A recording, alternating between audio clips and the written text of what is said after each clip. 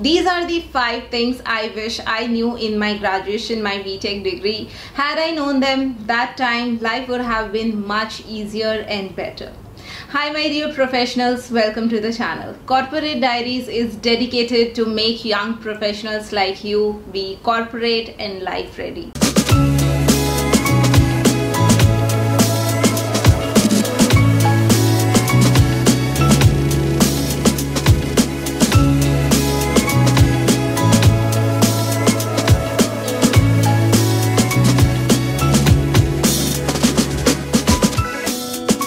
Welcome to Corporate Diaries.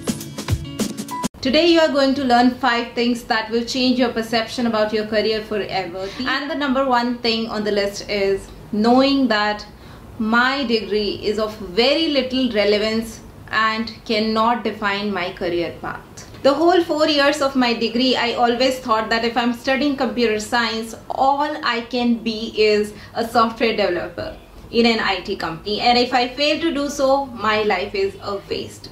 I'm here to tell you guys that this is such a loser mindset that has been brewed within us since childhood from our educational system or the society around us. Our educational degrees or courses are just a foundational step. Nobody knows, not even a single student knows or can guarantee that they will be successful post that degree or the career that they choose basis that degree. Nobody knows that, and perceptions eventually do change. The interest develops. We get to know ourselves more as we grow into more mature human beings, and we may find something else which interests us more and is in more alignment with our capabilities or natural interest. And if during those 4 years of your degree, if you realize that this is not what I intend to do for the rest of my life, I wish to do something else, and you figure out your interest, nothing like it. Believe me, that degree is worth it.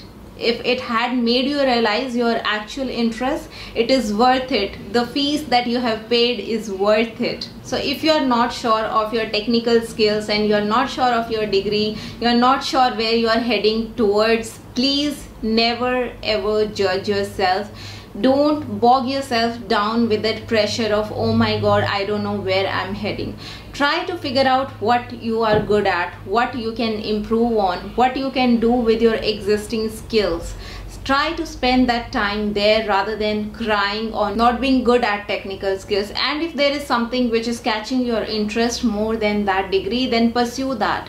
Don't get trapped into this thinking of, oh my god, I've done Btech degree, how can I do something else? I can only be a software developer.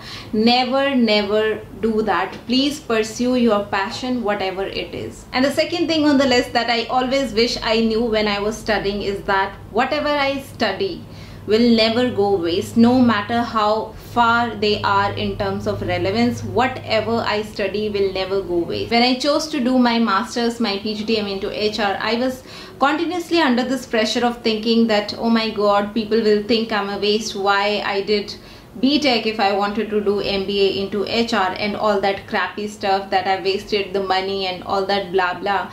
And I was not confident enough when during the interview recruiters and hiring managers were asking me that why did I jump from Btech to being a HR. And it's not because they were asking me it in a bad way or in a sarcasm way. Nothing like it. It was my insecurities toward this question. It was my fear toward this question, because I simply assumed that people will think that I don't have a sense of direction for my career. I was studying that, now I jumped into this. I'll come across as a foolish person. But that was not the case at all. Nobody ever assumed me a foolish person. It was me who were imposing all those filters on myself. Today, towards the other side of the table, I know as an interviewer why those questions are asked. So from my journey, you can take this assurance that whatever you study, no matter how pole apart those subjects are, they will never go waste. I can give you that in writing on a stamp paper, because I have experienced that. How far are software development and HR as a career? But till date, my software development knowledge, my graduation degree helps me to do my HR work in effective way. I get an edge over others. I understand the systems and tools better. I understand the overall IT business better. So never waste a single thought, never waste a single second on thinking and regretting that why you studied this, why you studied that, you wasted the money of your parents. Never do that. Never bog yourself down with all these pressures, because whatever you study, believe me, will serve you in longer run. Hold that as your strength, hold all of that, all your knowledge as your pillars, and it will serve you in some way or other in your life. I can give that in writing. And the third thing I wish I knew back then is that good marks are not equal to good career or a good job. I never prepared myself for general excellence, to excel in my career, or never gave a thought how I want my career path to be. All I focused on good marks, good marks, good marks. And that was not a problem at all. I was always a good student, always scored good enough marks. But does that prepare me for a good tomorrow, for a great career? Absolutely no, not at all. Today I wish that somebody would have told me that time that more than my marks, there are things that matters a lot for a great career. Your general aptitude skills, your problem solving skills, and your communication skills. If you can set up yourself for these three skills, your marks will become secondary. Combination of these three skills can skyrocket your career no matter which field you choose. These are that important. And the fourth thing that I wish I knew back then is that even introverts can have a great career in management kind of roles. It's not only for extrovert people. I don't know why, but I had this deeply rooted belief that management kind of roles are only for extrovert people, and introvert can only do technical jobs sitting on the desk, one desk whole day, and where not a lot of interaction is required, and they'll be successful only on those kind of roles. But after experiencing it myself, I came to know that this is so wrong. This is so wrong, because as an introvert, we don't want to disclose a lot of personal stuff to others, or we don't want to let others peep into our personal space. That is the main differentiation, I believe. But when it comes to work, it's all business. Everybody who's interacting with you or is giving you any task or is even asking you something, it's all business related. It's all pure work. You will never feel discomfort in that zone, because that's not your personal space. They are not invading your personal space. It's nowhere related to you. Nobody gives a damn who you are, or they are not interested to know. All they are interested to know is whether you have done their work or not, what's the status update on the work they assigned you. That's about it. And if you, like me, still hold this belief that management jobs are not for introverts, think again. I believe that introverts will make great management extroverts. And the last thing on the list that I wish I knew is that everyone has a different story.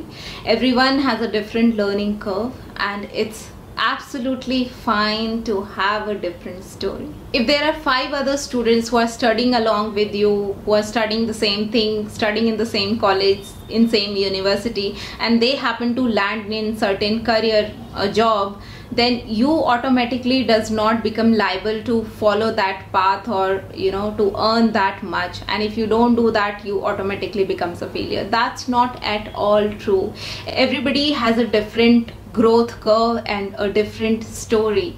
If they are at certain salary after 5 years and you do not earn that much, then please never feel disheartened, because nobody knows what future holds. You might be earning 3 times more than them after 7 years. That 2 years, nobody knows what magic it can bring.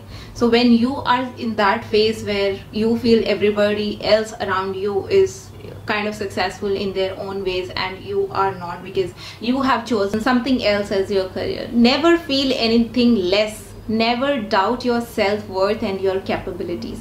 Never ever do that. The timelines that are kind of rooted in our system, in our society, for everything, not only education and marks and salary, for almost every other thing which are there, are highly overrated.